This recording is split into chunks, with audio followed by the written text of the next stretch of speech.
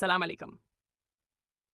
आज की कहानी एक ऐसी बहादुर बेटी फातिमा की है जो ना सिर्फ ससुराल के रवायती चैलेंजेस से गुजरी बल्कि अपनी मिस्बत सोच, बर्दाश्त और समझदारी से अपना मकाम भी बनाया। ये कहानी हर उस लड़की के लिए है जो शादी के बाद खुद को तन्हा, कमज़ोर या बेबस महसूस करती है। कहानी शुरू करने से पहले अगर आप मेरे चैनल पर नए हैं, जी बताया। फातिमा, तुम्हारा रिश्ता शहर यार से तय हो गया है। वो मेरे ससुराल के रिश्तेदार हैं, बहुत सुलझे हुए, पढ़ लिखे और खुश अखलाक लड़के हैं। फातिमा का दिल बैठने लगा।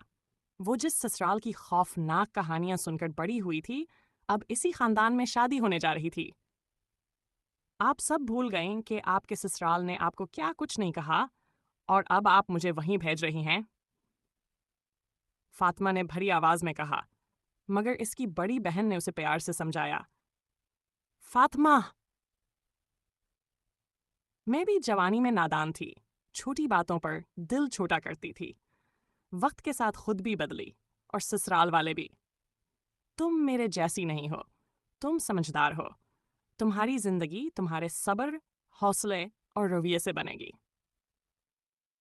फातिमा ने दिल पर पत्थर रखकर हाँ कर दी और यूं इसका निकाह शहर यार से हो गया। नया घर, नए लोग, नई आजमाइशें। नई नवेली दुल्हन बनकर जब फातिमा ससुराल पहुंची तो माहौल जरा सख्त सा महसूस हुआ। रस्मों में थिकन, रस्मों में ताखीर और कुछ तलख मजाज तबसरे।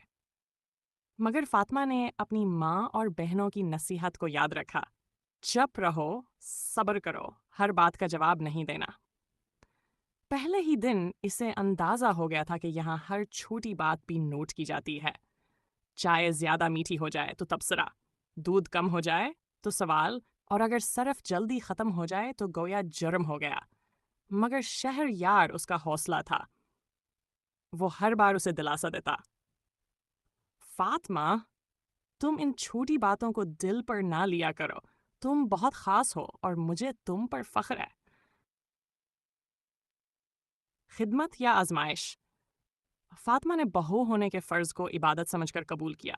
वो सुबह सबसे पहले जागती, नाश्ता बनाती, घर समेटती, चाय बनाती, बच्चों को देखती, कपड़े धोती, सब कुछ। मगर कई बार उसे लगा कि वो सिर्फ एक काम करने वाली मशीन बनकर रह गई है। कभी देवरानी उसके बारे में शिकायत कर देती, कभी नंद उसके काम पर तबसरा करती। मगर फातिमा ने एक बात सीख ली थी, जवाब देना कमज़ोरी है, खामोशी ताकत है।